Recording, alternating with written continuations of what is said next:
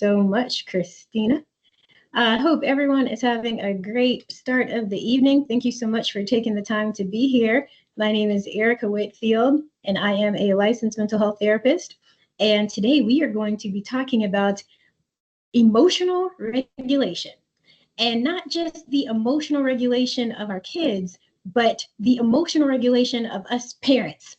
And what happens when we have this, I like to call battle of brains? What happens when our kids get emotionally upset? What happens when we get dysregulated, and how we can bring it back in so that we can all find our calm and think clearly and make healthy decisions. Okay, so who's ready to do that? If you're ready to do that, if you're ready to stop having arguments with your kids, so many arguments, if you're ready to stop feeling so stressed, if you're ready to stop seeing your kids in so much emotional turmoil, put ready in the chat. And somebody says they are unable to hear. Can everyone else hear? If you can definitely hear you. Have you checked your sound settings? Ready. Okay, we got some people who are hearing it. Okay, yes, please check your sound settings if you can't hear, but we have a lot of parents saying ready, ready. All right. Okay, I like that. Love this energy. They're excited. Okay, let's get into it. Just letting you all know, sorry about the noise in the background. Just letting you all know, I am sharing the screen while Ms. Whitfield talks. So Erica, if you don't mind, if I'm not switching to the correct slide, just let me know, okay? Absolutely. Okay, we can go to the next one right now.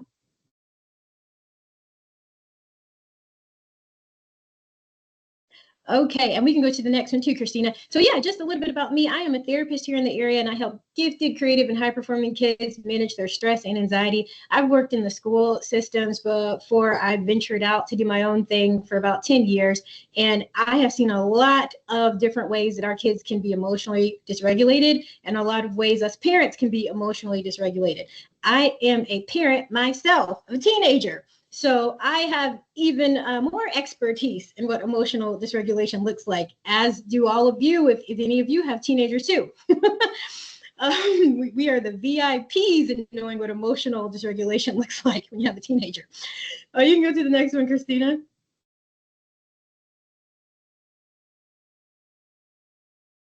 Okay, so let's talk about what emotional regulation is. Might look a little jumbled there, but we're going to work through that. So emotional regulation is the ability to be able to think clearly and make healthy decisions. Yes. Oh, Camilla says, yes, ma'am. Right. So when we think about emotional regulation, it's our ability to be able to regain our calm, find our focus so that we can actually get to a place where we're not acting in ways that we're going to regret later, so that we're not violating the boundaries of others, and so that we're making decisions that make sense for us. Okay, let's look at the next slide to look at what emotional dysregulation looks like. Okay, emotional dysregulation is when we have an inability to manage our emotions. So this is when we lose our cool. This is when we may say something hurtful to someone else. This is when we may do something that, we regret later, that we feel guilty or shameful about later. So, those are all examples of emotional dysregulation. All right, let's go to the next one. And the reason that we want to especially make sure that our kids know how to emotionally regulate is because these are some of the things that can happen when stress builds up over time if we're not managing our emotions.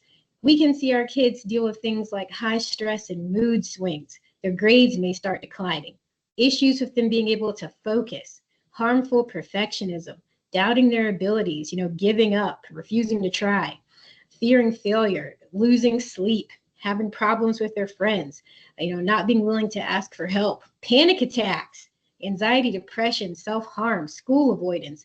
These are all some of the extreme things that can happen if we don't get in front of how to learn how to emotionally regulate. Let's go to the next one. All right. So when we think of emotional regulation, I want you to think about these four guardians, that are at battle. And these four guardians are the fighter, the flighter, the freezer, and the fodder. Okay, so let's talk about the fighter. when our kids' brains, when we go into the fighter, this is a survivor response. And all four of these different guardians are survivor responses. It's what our brains are doing to try to get us into a safe space again. But they don't always help us get to that safe space in the healthiest ways. So, Christina, let's go to the next slide and look at some of the things that the fighter may do. All right, so let's look at, Kay Scrimmin says, so interesting, and I think it said, my child is a fighter. So in the child brain, the way we may see the fighter brain come out is when our kids are upset about something. Maybe we've asked them if they have had any homework. Have they studied for a test yet? Maybe we've asked them if, have they done their chores? Did they pack their gym bag or their sports bag for the next day? And they get upset. And so they immediately go into defense mode. And what are some of the things that we see? Yelling and shouting. Okay, leave me alone, mom. Leave me alone, dad. Hitting, kicking, and throwing things. That's what a lot of our little ones will do. Throwing out on the floor, clenching their fists and jaws, name calling and saying hurtful words. You're stupid. I hate you. I hate me. I don't want to be here anymore. Arguing or talking back. And there's a few other common things that we'll see with the fighter on this next slide. So let's look at the next one. Stomping their feet, slamming doors, making angry, scowling faces, glaring eyes, breathing fast and heavy, and feeling like they have to win that situation. So these are some of the common behaviors that I see in my practice with kids who go into that fighter brain. And now the thing that's so interesting about the fighter brain is that you see all these behaviors, these are all things our kids are doing to release an energy that has built up inside of their bodies. And so these behaviors aren't personal attacks on us parents. It's just a way that our kids are trying to release emotion so that they can get to a regulated state. They're trying to regulate themselves, and these are the ways that they're choosing to do them. But the problem is that these things are usually things that are either upsetting to us adults. They could be damaging to property. These are things that could possibly hurt our kids if they're not careful. They could hurt someone around them if they're not careful. And that's why we get upset when they do these things. But this is a regulation strategy, but we want to help our kids figure out better ways to regulate. Now, put it in the chat. Oh, I have a combination child. She fits many of these categories. Good stuff. Okay, awesome, Carmela. All right. Now let's look at what happens in the parent brain when we go into the fighter brain. Let's look at the next slide. So we as parents, what do? Especially, and a lot of times we as parents start off calm, but when our kids get into that fighter mode and they're saying really mean things to us and hurtful things and they're putting themselves and others in danger, then we go into our fighter mode. And so what do? We start raising our voice, we're yelling, snapping at them. Maybe we're trying to argue back. I had a kid the other day in session talk about how when he and his dad are in conflict, he feels like his dad is always just trying to win the argument, criticizing and blaming and using harsh or threatening language. I'm going to take everything away. You're not going to have that birthday party. Okay. You're not going to go to your friend's house. The apple doesn't fall far from the tree, Kay Scrimmin says. Well, yeah, because if here's the thing, the fighter energy is contagious. So if you see your child go into fighter and then you meet them with fighter, that is just really intense energy kind of bouncing off of each other. And no two people who are both, Carmela says, I'm definitely guilty of this. No too many people who are in that fighter brain are going to have a productive conversation. So we'll talk about what to do. Chariot says, that's so true. Yes. Christina says, same. Yes. Okay. All right. Let's now look at the next slide and see what happens when our child, oh wait, no, there's more. There's more fighter, parent fighter. Let's look at that. Kay Scrimmin says, me too. Okay, these are more things that us parents may do when we're in fighter brain. Becoming physically tense, interrupting, not letting our kids talk, like, nope. I'm not gonna let you get a word in. I told you to do this, go do it. Demanding immediate answers or compliance, all right? Using control or authority to shut down the situation. I have been so guilty of that one. And, I am all about like the new age gentle parenting strategies, but I have to admit that I still have a lot of old school parenting in me that I am still trying to work through. And so using control or authority was a huge one that I tried in the past, and it wasn't working. So I'm going to talk to you today about how to bring some of that old school with the new so we can have a beautiful balance of how to help our kids emotionally regulate. All right, now let's look at what happens when we go into that flighter brain, our kids. All right, now when our kids go into the flight brain, this is when we see avoidant behaviors. So, we may ask them to do something or ask them a question and they run away. They go shut themselves in their room. They're avoiding eye contact, refusing to talk, just shutting down, not answering any more questions, leaving the room suddenly, changing the subject. That's a clever one a lot of our kids here do. They change the subject so they don't have to talk about it anymore. Covering their face or ears. How did kiddo do that earlier this week? Let's look at some more flighter behaviors when our kids are in the flight brain. Complaining of stomach aches or headaches. They may be real, they may be not. Saying I don't know or I don't care. Those are huge signs that a child is starting to give up in the situation and they're just trying to retreat. Wanting to be alone or get away quickly. It's so interesting in my office. I see kids go into flight. Oh, Christina says my daughter covers her ears. And in the office, I see kids go into flight and they'll usually try to find a space to hide. And so I've gotten to the point where I will take my desk and I'll kind of position it in a certain way where they can safely get behind my desk. And I've learned to put cushiony pillows behind my desk. And it's almost like a nice little mini fort for them. So they have a safe space to run to when they go into that flight brain. If mom or dad is talking about something that makes them feel really uncomfortable, they have that healthy way to escape instead of, running into another office and locking themselves inside. I call those kiddos my door lockers. Our kids who are like, I don't want to talk about this. I'm getting out of here. And then they go into a room and they lock themselves inside. So those are all examples of fleeing behaviors when our kids are in that flight brain. Let's look at what happens to the parent when the parent goes into the flight brain. Okay, now when the parent goes into the flight brain, we might just say, I'm done. Okay, I'm walking away from this. I've got to head out. I've got to go to Starbucks. I got to get coffee. Shutting down the conversation quickly. You know what? We're not going to talk about this anymore. Avoiding eye contact or physical closeness. We have some of our parents, they'll pull away the closeness. And what I've learned, and if you don't get anything from this presentation, hear this. What I have learned is that when kids are dysregulated, many times they actually want us to stay with them, but they don't want us to say anything. Let me say that again. Many times when our kids are dysregulated, we can calm them by keeping our calm presence with them, but don't say a word. When you talk to them, it dysregulates them even more. They need time to sit there and think. Tasha says that's good.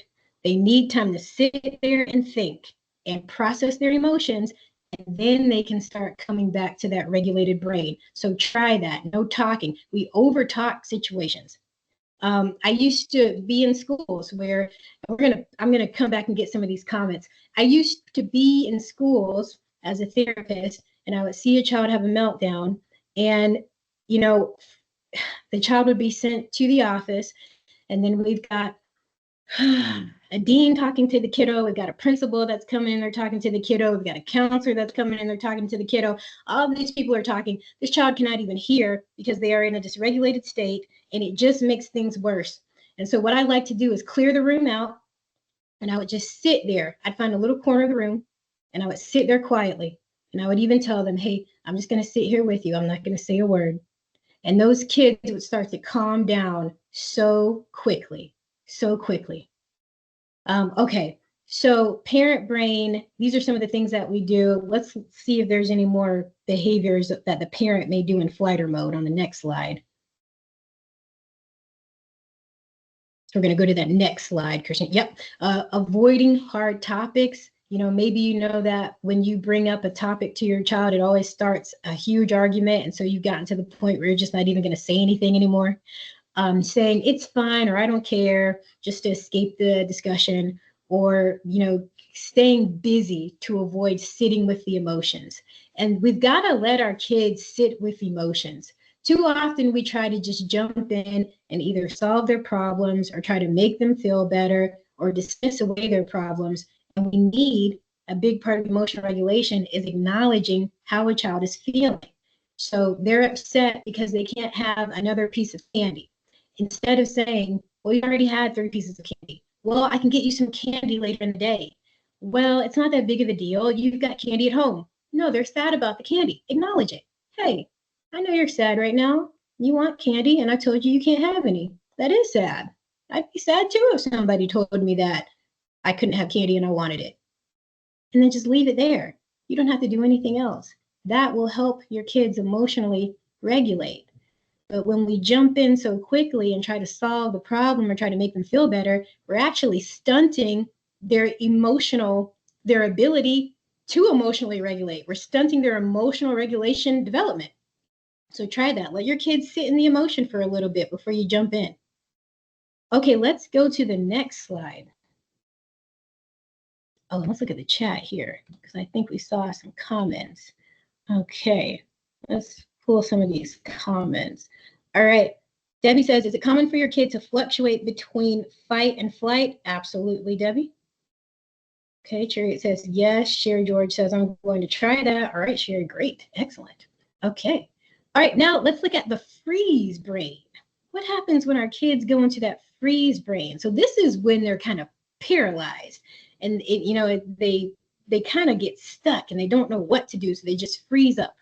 So signs that your child may be emotionally dysregulated and in the freeze brain are they get very quiet and silent, staring off, zoning out, body stiff, trouble moving and speaking, feeling numb or shutting down. 2 things to say about this.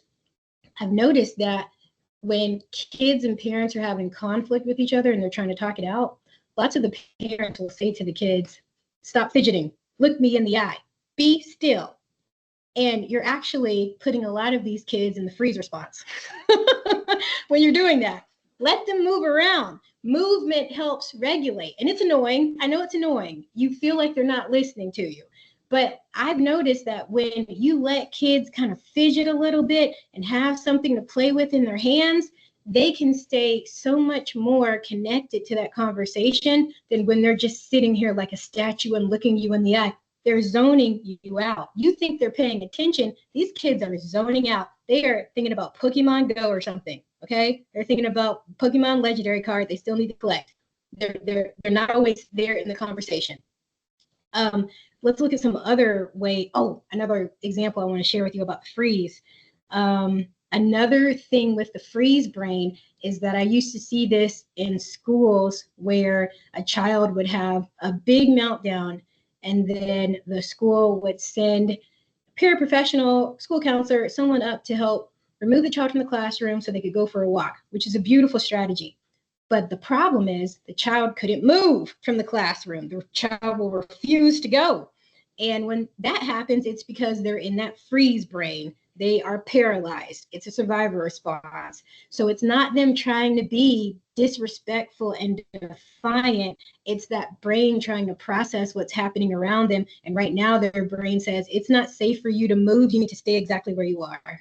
And when that happens, you really need to try to give that kiddo as much time as possible when they're in that state and not rush them, because as you can see, rushing them usually does not work anyway. All right, let's look at some more freeze behaviors. Oh, I'm so sorry, Christina. Yeah, there we go. Okay, thank you. Forgetting what to say or do, breathing becomes shallow, blank face, saying they feel stuck or can't think are all examples of how our kids may be in that freeze response. Now let's look at parent freeze responses. Okay, so the parent freeze response, similar things, getting very quiet or silent, staring off, zoning out, shutting down the conversation, staring blankly, a lot of the same things that we may do when we go into our freeze response. And there's a few more on that next slide. Withdrawing emotionally, feeling emotionally numb, struggling to figure out the words you need to say. That's when I used to I did groups in schools too. And when I had a really rowdy group, of kiddos, I would go into the freeze response. Like I would literally be standing in front of them and not even knowing like what I needed to say because I was so overstimulated that I could not speak or move. And so those are examples of the freeze response. It's, you know, the overstimulation is at an all-time high and you're just stuck. Just the other day, I had several kiddos come into the office and, you know, my brain just went blank because it was like, oh no, I got to say hey to you and I've got to ask you about this and I've got to ask you about that. And I just froze. So avoiding making decisions or taking action. These are all things that we may do as parents when we are in that freeze break. All right, let's go to the next slide. Okay, and then finally, we have the fawning response. So the fawning response is when we're going to say what we need to say. We're going to people please to make whatever threat we feel is near us go away. So this is when we ask our kids about their schoolwork and they say, oh yeah, I already did it. No, I'm going to do it right away. I've already turned it in. Trying to please others, saying sorry even when it's not their fault, agreeing too quickly, doing whatever someone else wants. I was challenging a teenager in session earlier this week, and he started to go into fawn, and I realized he was doing this because he just looked at me and he was like, yeah, okay, okay, yeah, okay. I had to shift away and figure out how to bring him back because at that point he was just fawning. He had no intentions on following through with the action plan that we were creating. He was just saying what he needed to say to get me to move on. Other examples of the fawn response, putting others' needs before their own, trying to fix the situation so no one gets mad at them, avoiding sharing their feelings, okay? So maybe they completely disagree with what their parent is saying, but they're not going to speak up. They're just going to people please their parent. Acting extra nice to stay safe or liked. Let's look at some of the parent behaviors that might pop up with the fawning response. Quickly apologizing, even if the parent didn't do anything wrong, trying to smooth things over in a conflict. And that's what we talked about before. You know, I see a lot of parents and they seem to feel so emotionally distressed if they have to put a boundary down and it upsets their child. And I think a lot of parents will bring their kids to me and they want me to give them a way to tell their kids no and put healthy boundaries down, but then have their kids be happy about it. And maybe that's possible, but I haven't figured that out yet. And here's the thing. People are not always going to be happy when you put boundaries down with them, especially kids. And that's okay. If we are putting a boundary down with them to keep them safe or to keep them in a healthy situation, it is okay if they get sad and disappointed. And them sitting in that and experiencing it can help them learn how to emotionally regulate better and recover better. And then when they go out into the world and things happen that they don't like, that they can't control, they're going to have those teachings from us of, okay, well, I was disappointed, but you know, I know how to get through that disappointment, and disappointment doesn't last forever. And people who love me may tell me no sometimes. Okay, and I need to tell people no sometimes. I need to set healthy boundaries with people, and they may get upset with me, but that's okay if I'm doing it to keep myself safe. Okay. Other things that the parent brain may do in the fawning response is over-explaining. Oh my word. Parents, we do this way too much.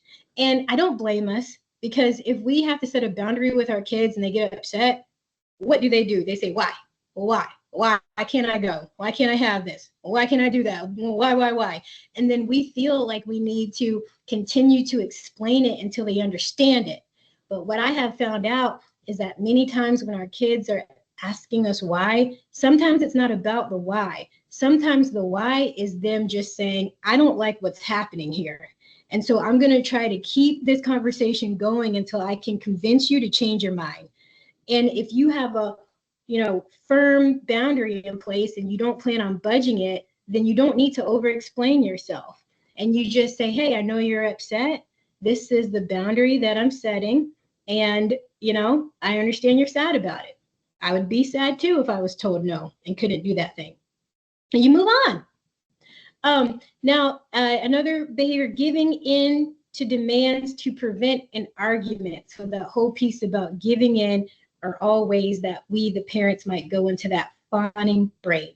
Let's get some comments going. What brain do you think you go into the most when you are emotionally dysregulated with your child? What brain does your child go into? What brain do you go into? Let's see if anything pops up in the chat here about that. I definitely used to be in that fighter brain. I wanted to quickly control the situation right away. Didn't work. And my child would also go into that fighter brain too, and we would just have constant debates back and forth. Never ending debates back and forth. Christina says, I think I'm a blend of all of them. Yes, all of us can have a little bit of each of these in us. And it just depends, you know. Any other? Case Grimmon says, my son is now a teen, so a fighter. Oh, hold on, let me pull up the chat in full so I'm not cutting anybody's comments off. Okay, here we go. Okay, Case Grimmon, my son is now a teen, so a fighter, as many teens are, and I am trying so hard to stay calm. Oh, Case Grimmon, I just love the fact that you're trying. That's excellent. It's very hard to stay calm with a teenager. Sherry says, we are both fawners with a hint of freezers. Okay, so you guys are just going to be kind of going back and forth like, no, it's okay. You know, it's fine. And then no one's needs are kind of getting met there. Carmela says, I'm a fighter. Okay, and that's 3 exclamation marks. I'm an old school parent. Yeah. That old school, you know, really kind of falls under the umbrella of that fighter brain. Case Grimmon says he just got to high school, big changes in homework, and he has been rocked. ADHD in full effect. Yes. Carmela says, but I do find myself in all of this. Yes, people. All right, so let's keep going here. Awesome comments. Keep them coming. And now let's talk about, Debbie says, unfortunately, I'm a fighter with a kiddo who seems to be a fighter too. Yep. Okay, nothing wrong with that. We're going to show you how to work with it. Okay, and here's the thing. No one shame or blame yourself for going into these modes. These are biological responses. They are biological responses. So you got to give yourself grace. This is what your body and mind kind of naturally do. And so also give your kids grace, because they don't even have frontal lobes that are fully developed to help them all the way with emotional regulation. So they really need more grace.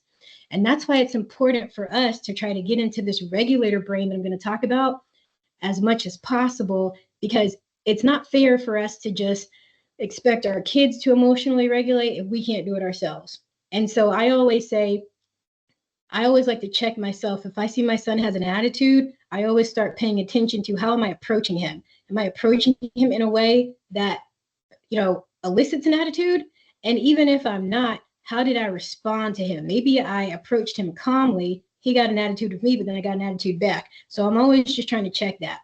And I've noticed that when I calm myself down, he almost immediately calms down himself. It's a beautiful shortcut to emotional regulation, to just calm yourself.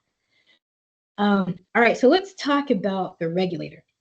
There's a movie I really like to watch. It's about this like Karate Kid, and he is walking up. Debbie says regulators mount up. Love it. There's a movie I like to watch. It's a kid. He's walking with his mentor, and as they're walking up this mountain, it's like a temple, they see a man. He's a snake charmer, and he's snake charming a snake. And the little boy looks at his mentor and he says, look, the man is controlling the snake. And the mentor looks back at him and he says, the man is not controlling the snake. The man is controlling himself. And as he controls himself, the snake follows. Okay, so what am I saying? I'm not calling your kids snakes. I'm not calling our kids snakes. What I'm saying is, if you want to control the energy around you, you've got to control the energy from within you. So let's look at what a regulated child brain looks like, and then we'll look at a regulated parent brain. We know our kids are regulated if their breathing is steady, their bodies are relaxed, they're not tense, they can use words, they're still talking to us, they can still speak, they can still hear us. You know, there's research coming out. It's talked about excellently in this book called Brain Body Parenting by Mona Delahooke. Brain Body Parenting by Mona Delahooke. And I'll say that one more time. Brain Body Parenting by Mona Delahooke. And she talks about how, you know, there's research that says our kids can lose their ability to even hear what's being said to them when they're dysregulated, especially in that fighter brain. So if they can still listen, they're regulated. If they can think clearly and make choices, they're regulated. And let's see if there's any more on here about regulated child brain. I think there's a few more on the next slide. Yep, they're smiling, showing facial expressions calmly. Playing, they can play. They can learn, they can focus. They're open to receiving help and comfort and connection, and they feel safe. Okay, so this is how we know our kids are in that regulated brain. Let's look at the parent brain. We know we're regulated if we can maintain a steady tone, even when we're upset. Okay, lots of parents say, oh, I can stay calm. Can you stay calm when you're upset? I don't, it's a little bit it's more difficult to like try to become calm when you're upset. Empathy, we can listen to our kids and try to think about how they're feeling in the situation and why they're even becoming emotionally dysregulated. Wow, you had a long day of school and I just came in here and told you to get up and go wash the dishes. I mean, you still got to go wash the dishes, but I understand why you're upset. You're tired. And you know, maybe I'll give you an extra 10 minutes because you're tired, but then you still got to go wash the dishes. Empathy is not giving in. It's just saying that it's just trying to understand where somebody else is coming from. And when you can do that, you can offer a little bit more grace and, you know, come to a more emotionally regulated place faster. Self-awareness, recognizing your own triggers and managing your responses to those triggers. And is there anything else about that parent brain on here? The regulated parent brain? Yeah. Oh, when we are regulated, we can set boundaries with our kids. We can still say no and enforce rules without fear or aggression. I do this with my teenage son all the time. Hey, you need to get these crumbs off the couch. You just sat here and ate all these Cheez-Its and now there's crumbs all over the couch and I need you to get them up. Well, I don't want to get up. He shouts from his room. Okay, yeah, I know you don't want to get up, but you still need to do it. So come on out here and get these Cheez-Its up off the couch. Consistency, being able to provide predictable responses and routines that kids can rely on. A lot of kids will meet our expectations if they know what they are, and those expectations stay consistent. And then a soothing presence, you know, offering comfort. You know, here's another thing. I used to notice in the office when kids were starting to become dysregulated, the younger ones, they would kind of start flailing about and zooming. Zooming is a huge thing I see with little kids when they start to get dysregulated. And what zooming is think of like, you know, a little puppy. And the puppy you've seen the puppies where they just start racing all over the place. They're racing, you know, they're trying to expel that energy. And it's the same thing with kids. You see this with middle schoolers and high schoolers, but just differently. You can see it with adults too if you're paying attention. But the zooming behaviors are very clear in little kids, and they'll start going from thing to thing. They'll run around the office, they'll start opening drawers, they'll start playing with this toy and then going over here and playing with that toy, going over there and playing with that toy. They'll start kind of throwing themselves on top of their parents. And what the parents used to do is they would kind of gently push their kids away and say, hey, come on, you need to go do your therapy, go do the therapy. But what we started to learn was those kids were seeking the physical affection of their parents. So now instead of the parents saying, no, come on, go do the therapy, I've learned to tell the parents, no, take him in, hold him, let him lay on you, hold him. And those kids are starting to become so much more emotionally regulated. But why is that so hard to do? It's hard to do because who wants to hold your kiddo when they're flailing all over the place, or you feel like they're not paying attention to the adult in the room? Or some people might say it's coddling. Well, as long as they're still held to the expectations that they need to do eventually, it's okay to give your kids some physical affection if that's what helps soothe them. So those little ones still really love that physical affection. And you can ask, you want me to hold you right now? Or do you want me to give you space and leave you alone? Okay. All right. Any questions or comments on that? I feel like I talked a lot, but I'm really excited about this, so that's why. questions or comments in the chat? I'm going to check it out, see if okay. Okay, all right, none so far. So we're going to keep on pushing. Okay, so we're going to go to this next slide. All right, parents, so you might say, well, Erica, this is all great information, but how are we supposed to help our kids emotionally regulate? And how are we supposed to emotionally regulate ourselves? So let's get into it. Now, what do our kids say to us when like they're annoyed or frustrated or upset? They're like, bruh, you're doing too much. Bruh, this again, bruh, come on. These chores get them made, bruh. Okay, it's bruh this, bruh that. So I want you to reclaim bruh. And when you think about bruh, this is what I want you to be thinking about. To emotionally regulate, I want you to use this acronym BRUH. The B stands for break, the R stands for recognize triggers, the U stands for use time limits, and the H stands for hold expectations. So let's go into these. Let's go into each one of these.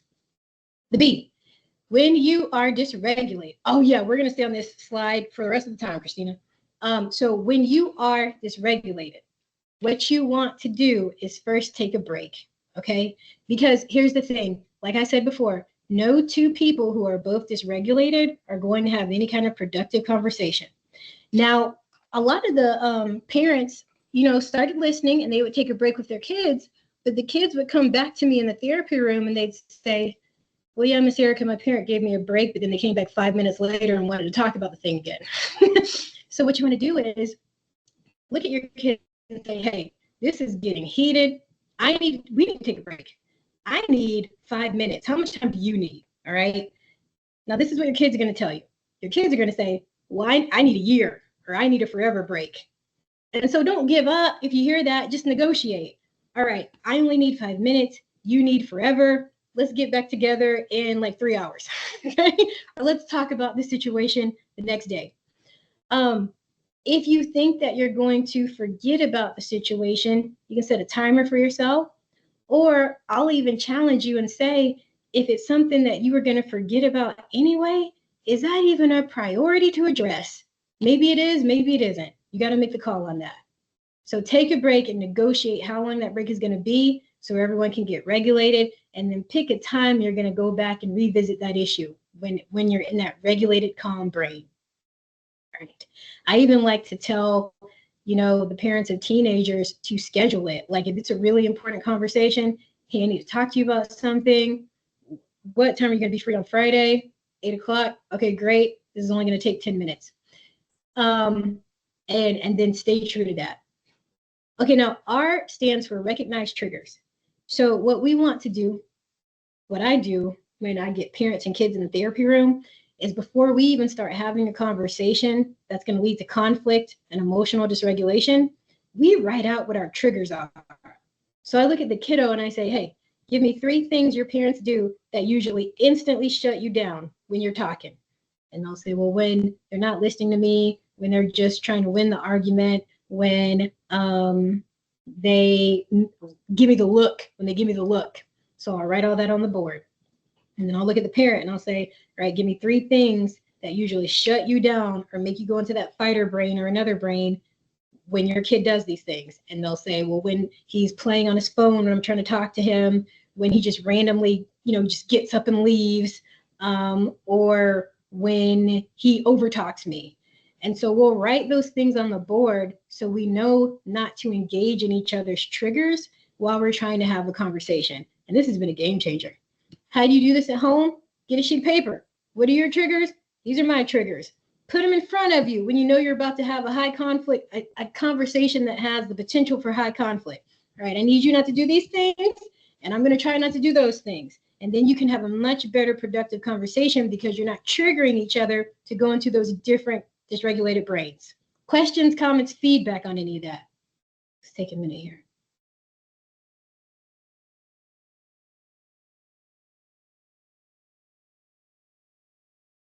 In the chat. All right, not seeing anything. Okay, if you have any questions or comments or feedback about that break, put it in. Here we go. Case Scrimmon says this is all good stuff. Awesome. Carmela says this is good. Chariot says this is so good. Okay. All right. Now the next thing we're going to do is we're going to use time limits.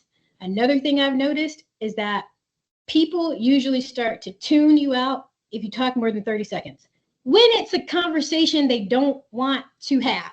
So I've noticed that parents will come into the therapy room and they were just talking nonstop.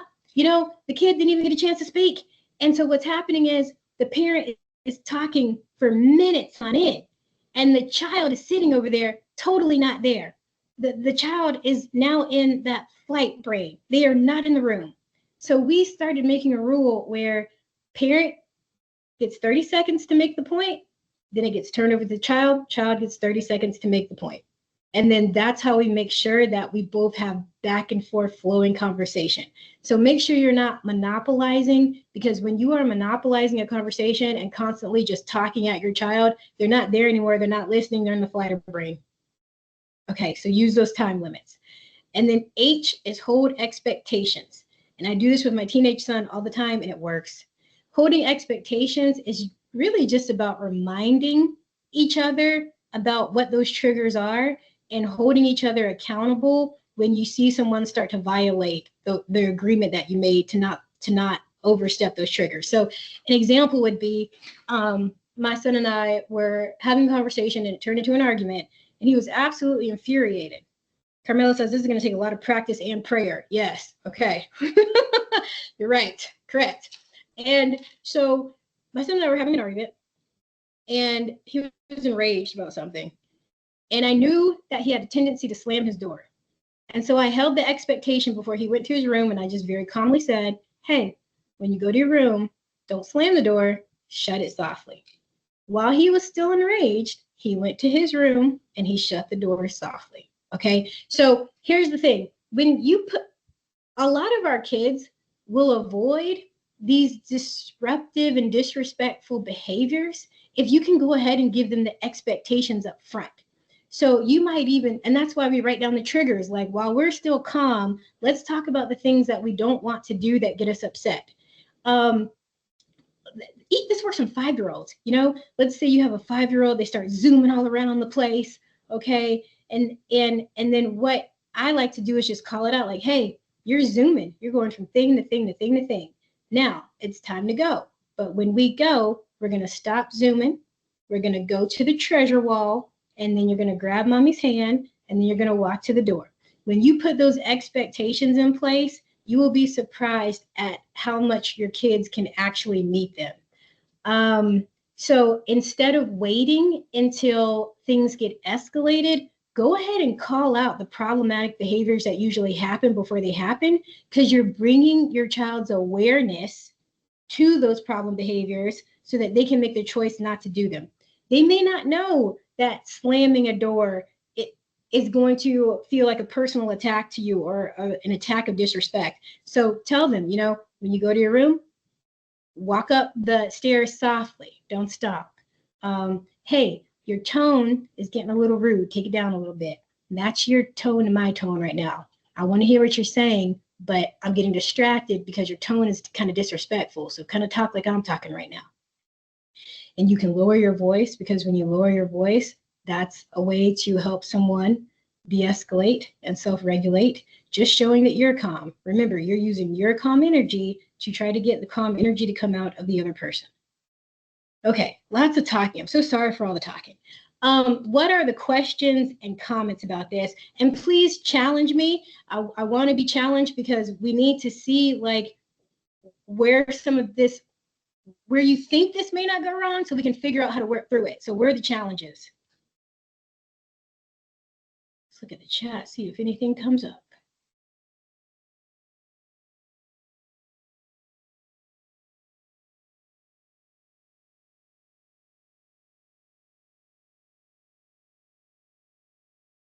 Okay.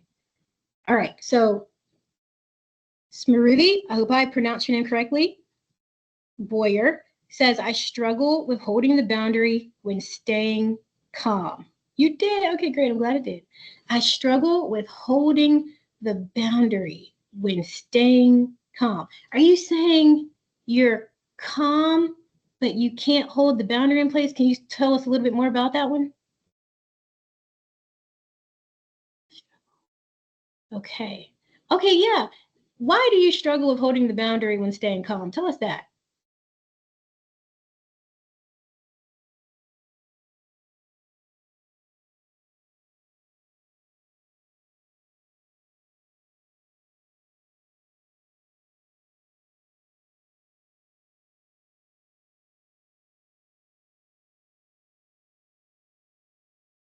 All right, and they may be thinking on that one, so I'll wait and kind of look and see if a response comes up. In the meantime, any other questions or comments about any of this? Taking a break, recognizing the triggers, using time limits, holding expectations. Okay, then what I want, oh yes, okay, here we go. All right, Sherry says, my child is in an acceleration program. I'm struggling to help her adjust to the new course load and not shut down while still encouraging her to do her best for her own good, not just to make me happy. Fawner versus freezer. Yeah, definitely. Yeah. Yeah. And then so when you're regulated, Sherry, you just have conversations around this, you know? You have conversations around this. And I'm trying to figure out who's the fawner and who's the freezer. So are you saying you're the fawner or are you the freezer? Just make me happy. So she's the fawner. You're the, yeah, she's the fawner. Okay. Yeah. And then in that case, when you have a child who's doing the fawning, you know, a way that you can help your kids get through that too is just validating them, you know, when they make choices, you know, support them. Like, okay, I see that you decided to do this. That was a pretty good choice. It can be as simple as like, oh, I saw that you picked this color journal. That's a good choice. I like the color of that journal. Or, oh, wow, I see you are studying for your exam tonight. That's awesome. I love how you did that. So letting them know that their behaviors and the things that they do are supported and and and that you're not just rewarding them for doing things to please you, if that makes sense. Like letting them know that they already independently do a lot of things that you feel are good decisions. Like they have the ability to internally make good decisions, and that doesn't have to rely on them pleasing you. Okay. And we've got time probably for about one or two more questions.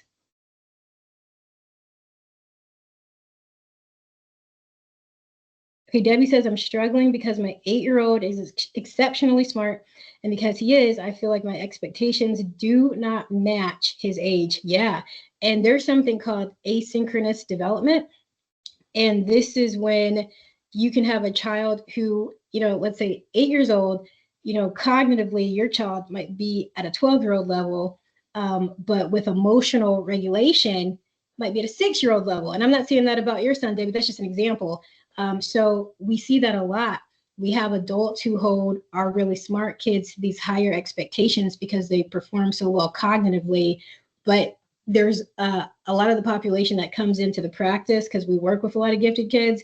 The social emotional piece is a little behind, and it's usually about 1 to 2 years behind. So you have to kind of adjust for that.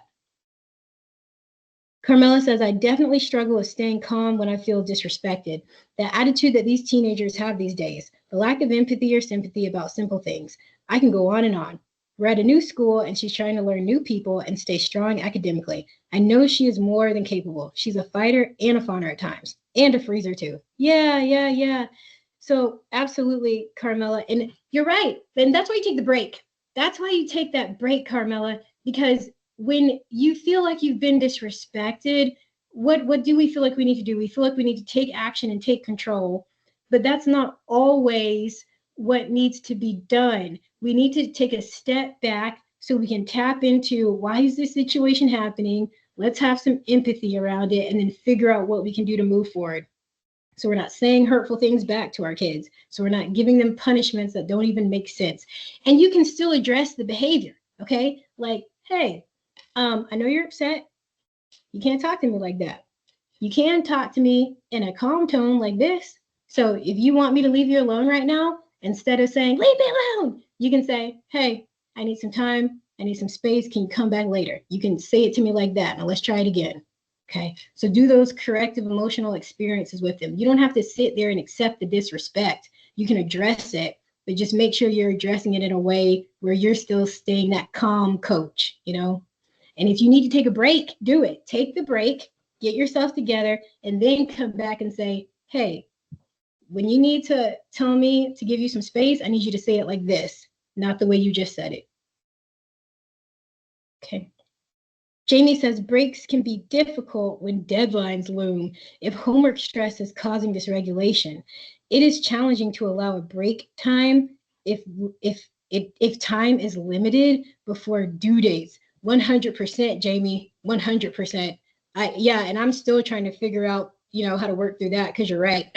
And that's what can totally lead to blow-ups when, our kids haven't done their work, it's due the next day, and we don't have the time to come back and break and talk about it. But in that case, instead of waiting the next day, wait 10 minutes. If you may have to shrink it down, and your kids still may not be ready to talk about it in 10 minutes, but at least you're showing that you tried to give them a little break to calm down.